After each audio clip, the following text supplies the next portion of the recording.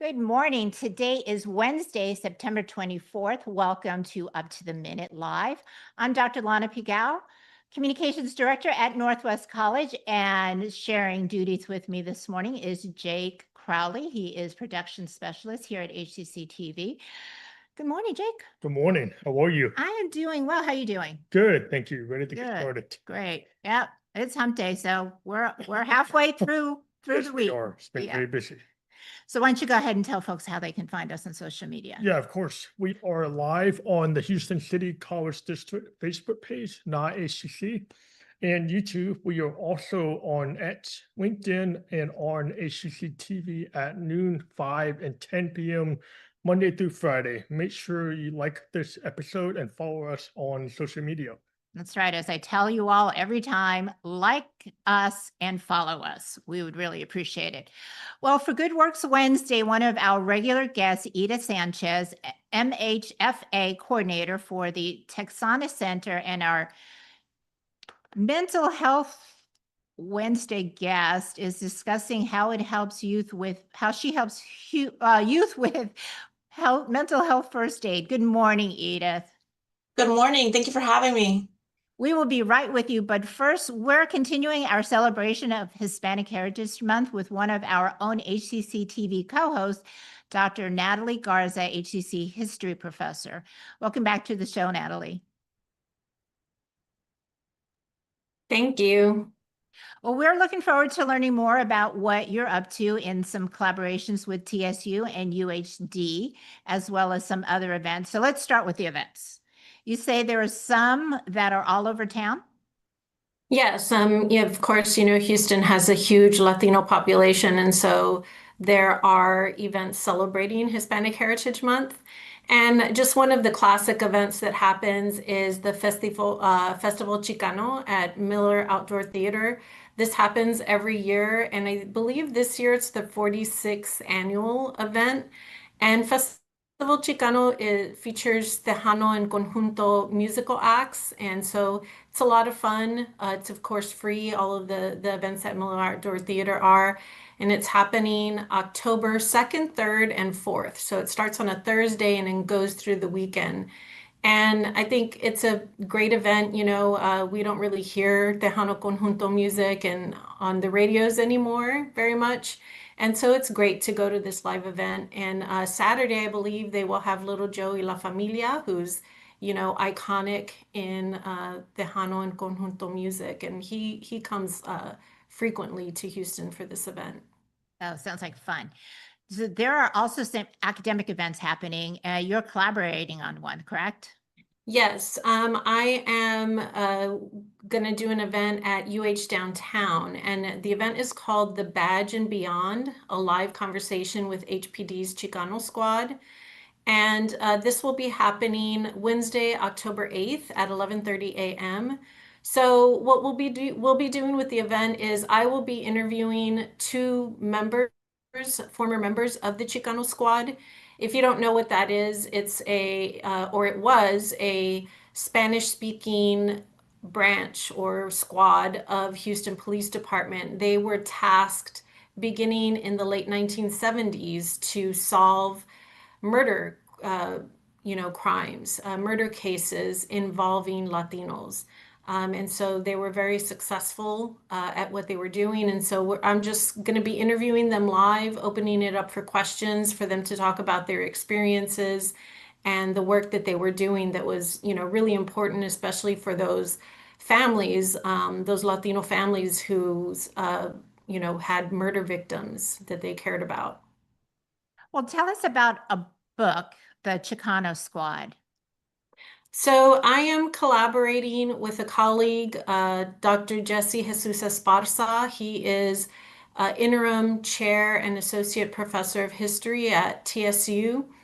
And we're working on a book about Latinos and policing in Houston. And so the book is not just about the Chicano Squad. The book is a larger project about Latinos and policing. It is tentatively titled The Barrio and The Badge. And so my conversation that will be happening with the Chicano Squad stems from a chapter that I'm writing in that book on the Chicano Squad. Can you tell us what it was like back then for Chicanos when they were dealing with HPD or Harris County sheriffs? Right. So we mostly focus on HPD, and it was varied experiences. And the book examines, we go back as early as the early 1900s, really kind of 1920s era, where there was like bootlegging and things like that, and then up to the present. And so the book examines varied experiences, both, hostilities between HPD and the police, and also examining a different viewpoint, though, that there were also instances of uh, cooperation with the police and kind of coexistence with the police happening. So the book looks at these varied experiences. And so that's something that I think is really important perspective that we're bringing, because it's not just looking, I think often books will look from one perspective, either completely celebrating policing and things like that, or only looking at instances of police abuse and violence. And we're kind of looking at it more holistically and wanting to acknowledge that there are sometimes experiences that are really negative. And then there are also experiences in which, we have Latinos on the police force and wanting to do good with the jobs that they're doing. So do you think that this maybe kind of inspired some Latinos to join the police force? I definitely think, throughout history, when there were instances of police abuse and police violence, we often would see community members pushing for reform, right? They're asking for changes to be made in policing. And so throughout history, what we have seen is that there are kind of like spurts of reform with HPD, where we will see them reach out to the community, try to work with the community, and then even hire Latino officers. And so I do think that sometimes, those examples of police abuse have inspired Latinos to join the police force, because they want to do better, right? They want to be able to serve their community and try to have better interactions with the Latino population. So I do think that we see some of that happening.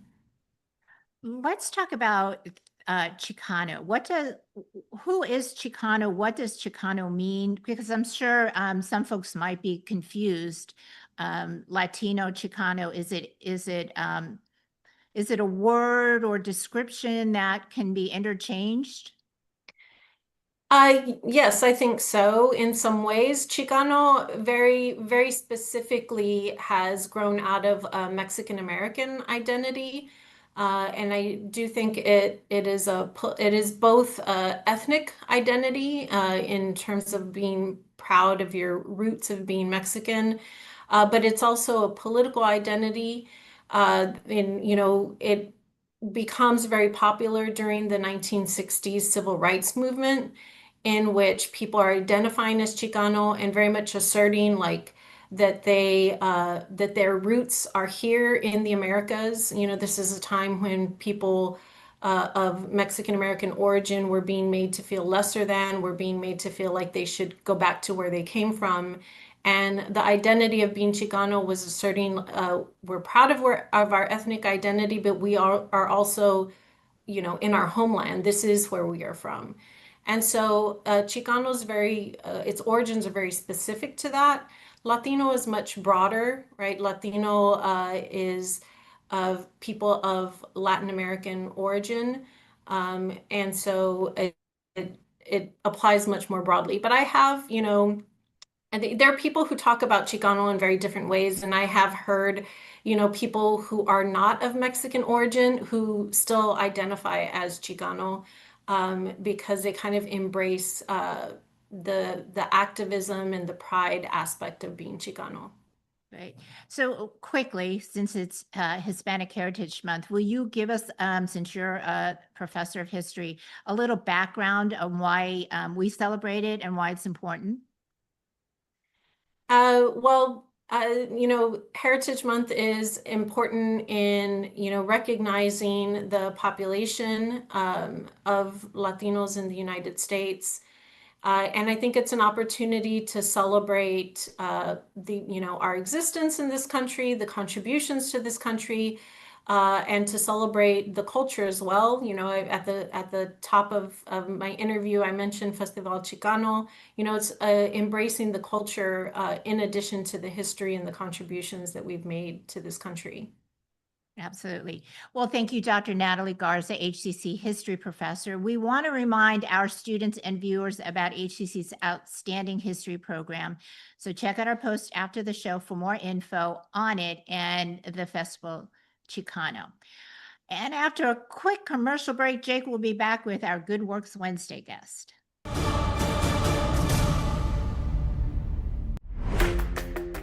Why wait on your dream job? At Houston Community College, tuition is only $33 per credit hour, with flexible schedules, over 100 programs, and campuses across Houston. HCC makes it easy and affordable. Your future for less. Houston Community College. Move your future forward. Poison Help is a free 24/7 hotline that answers all of your poison questions in over 100 languages. Hello? Poison Help? Hello? When poison happens, we're here for you. Just call Poison Help, 1-800-222-1222. Dear Santa, my mom says I'm a good helper, but you didn't come last year. I just really hope this year when I wake up, I'm gonna see that you came to my house too. Donate today. Welcome back to Up to the Minute. We're back with Edith Sanchez, MHFA Coordinator for the Texana Center. Welcome back to the show, Edith. Thank you so much for having me. Yeah, no, you're welcome. Before we get into the specific topic of youth and their mental health issues, tell us a little about the Texana Center. Yeah, so the Texana Center has been recognized as the expert for mental health, autism, and disability services throughout Fort Bend, Austin, Colorado, Matagorda, Waller, and Wharton County since 1999. We have an evidence-based, trauma-informed approach where we support individuals and families with a wide variety of services. We are a nonprofit. We have a highly trained and dynamic team of over 800 staff members, and we're committed to helping over 16,000 people annually. Our staff provide assessment, treatment, coordination, and just all the tools to help children and adults. Well, okay, that's great. What exactly is the MHFA and what does it stand for as an acronym? MHFA stands for Mental Health First Aid, and it's a course that teaches people how to help someone who is experiencing a mental health challenge or crisis. The course teaches the importance of noticing, being fully present when someone is sharing, creating parallels between mental health and physical health, doing your part to reduce stigma and barriers, and knowing your role in supporting individuals, as well as when and how to connect to professionals. Similar to CPR first aid, it's the initial help giving to someone. We're not going to teach anybody how to perform open heart surgery, or we're not going to be diagnosing, but rather the course helps a person recognize and respond to the signs and symptoms of mental health challenges. Okay, so now tell me, how do you deliver this mental health first aid? We have two different curriculums. We have adults assisting adults and then adults assisting youth. We can provide it through an 8-hour in-person class or through a blended version, which involves a 2-hour self-paced online course. And then we meet for the remaining 4 to 6 hours through Zoom or in person. As long as we have 5 to 30 participants, we can host a class and come to you. In honor of Hispanic Heritage Month, I am happy to announce that we are providing training in Spanish as well. At Texana, it's very important for us to have Spanish-speaking instructors to be able to overcome those language and cultural barriers for the Spanish-speaking community. Wow. Okay. Wow. That all sounds really helpful. And can you tell me the inspiration behind this whole idea? And also, have y'all partner with other organizations to help y'all get ahead? We do. So we partner with other local mental health authorities and other organizations to reach our communities. Statistics show that 50% of all mental health illnesses begin by the age of 14 and 75% of them by mid-20s. Additionally, 1 in 5 people live with a mental health condition that severely impacts their everyday lives. So given how common challenges are, and it's critical that anybody takes this course so they know how to support someone who's experiencing a mental health issue. Specifically with youth, as adults, we expect young people to reach out to us when they need help. But many young people or just people in general may not have the skills or the language to tell us that they're experiencing a challenge. And so that's why mental health first aid is so important to us because it teaches us how to connect with someone who's struggling with a mental health challenge. Wow. Okay. So over time, has this course evolved more? And can you tell me how it has evolved from when you first started? Yeah, so this program originated in Australia 25 years ago, and it came to the US in 2008. It's continues to evolve according to culture, specifically here to American culture. That's when it came here in 2008 to the US. And then in 2012, they really took all that evidence, all that research to really adapt it to how to assist youth. And then in 2019, it completely revamped the program, and it continues to do so. It does involve feedback from participants, and the National Council really does take that to continue to evolve the program so we can continue to assist people in need. Research shows that 72% of participants reported using these strategies within the first 12 months of completing the training.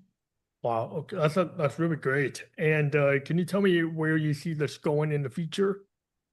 Yeah, so as a matter of fact, there is a House Bill 3 law out there, or bill, that is requiring schools or anybody who has contact with youth to take this course. And so right now, the state is requiring 25% of all ISD staff members to complete this course. Next year, they're required to be at 50% and eventually be at 100%.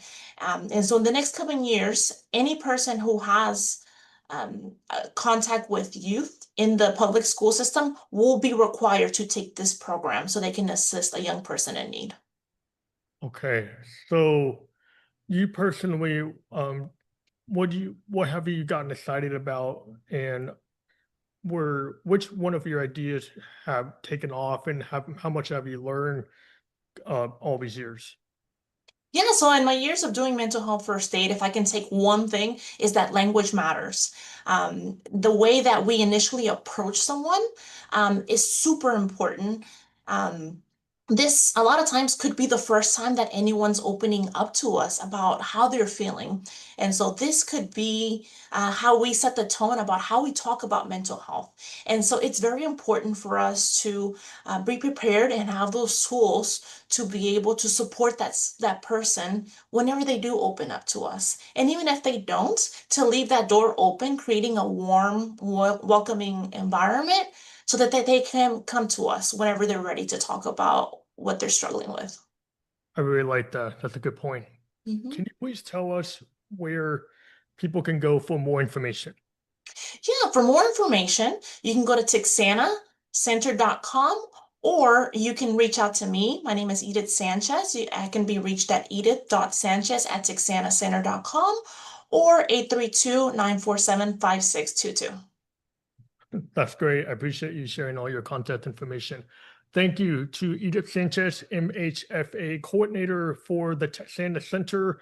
We want to remind our students and viewers that HCC has an outstanding counseling program. Check our post for info on it and the Texana Center. Thank you so much, Jake.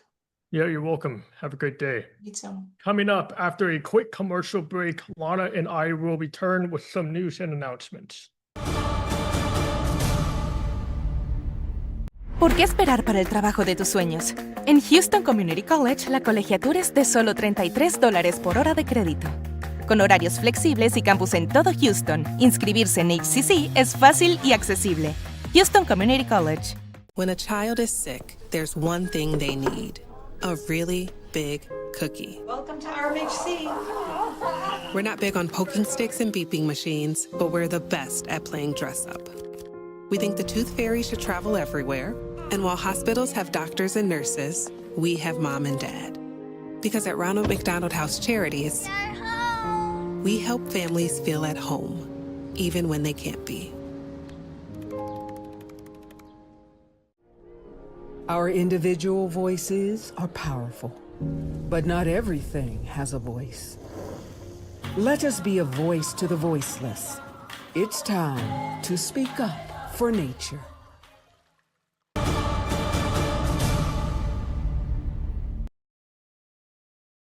Well, welcome back to Up to the Minute. Now on to news and announcements.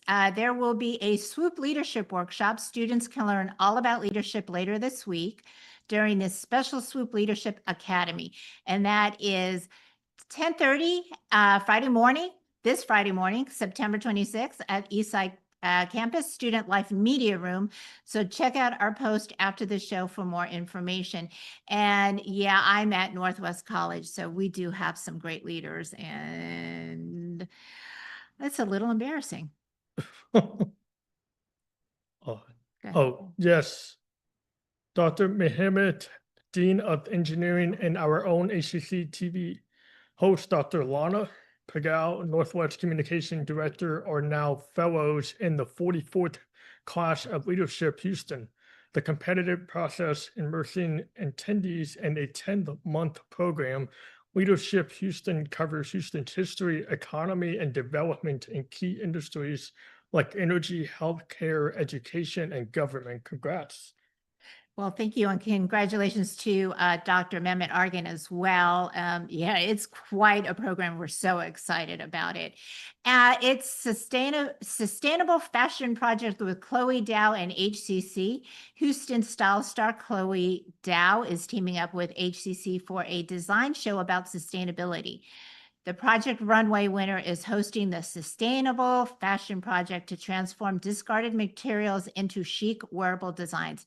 I need to take this. I need to go to this and learn how to recycle all my outdated fashions. And that is at 11 a.m. to 1 p.m. Saturday, September 27th, this coming Saturday at Macy's at the Galleria. So check out our post after the show for more information. And Jake, the Prisoner Experience is an art exhibit coming up. So the Southeast Art Exhibit, HCC students in the Library of Congress are exploring connections between the historic Sugarland 95 convict labor grave site and complementary mass incarceration. Wow. The artist reception at Sugarland, and I didn't know that. The artist reception, 5 p.m. Thursday, October 2nd. Exhibition runs till October 24th at the Eastside West Space. Yeah, that is some incredible history we have right here in our backyard. And if you have, if you want addiction recovery, drug and alcohol prevention with Dr. Roman Alvarez, along with HCC's Counseling and Ability Services, they will be presenting Shadow Personal Battles, Addiction and Recovery, Movement Toward Wholeness. And that is at 1 p.m. Tuesday, October 7th. It is virtual.